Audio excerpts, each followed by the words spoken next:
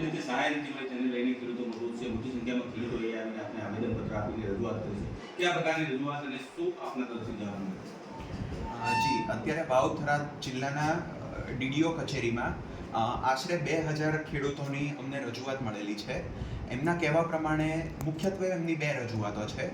પ્રથમ છે કે જે ગયા મહિનામાં સપ્ટેમ્બર મહિનામાં જે પૂરની સ્થિતિ અહીંયા સર્જાયેલી હતી 4 તાલુકામાં, તો એમાં જે પાક નુકસાનીનું વળતર એમને મળવું જોઈએ એ હજુ સુધી મળ્યું નથી, એવી પહેલી રજૂઆત છે. બીજી રજૂઆત છે કે જમીન ધોવાણનો જે સર્વે થવો જોઈએ અને એના પ્રમાણે જે વળતર ચૂકવવું જોઈએ એ હજુ એમને મળ્યું નથી.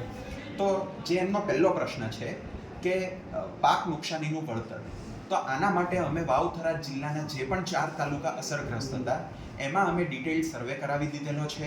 તમામ ગામો જે અસરગ્રસ્ત હતા અને તમામ સર્વે નંબર એ બધાનો એક ડિટેઇલ સર્વે થઈ ગયો છે અને કુલ 320 કરોડની સહાય ખેડૂત ભાઈઓ બહેનોને ચૂકવવા પાત્ર છે.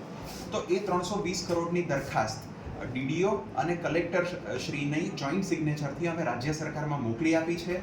રાજ્ય સરકાર જેવી અમને ગ્રાન્ટ ફાળવે એવું તરત જ અમે તમામનું ચૂકવણું કરી દઈશું. બીજી જે રજૂઆત હતી ખાસ કરીને એ હતી જમીન ધોવાણના સર્વે બાબતની.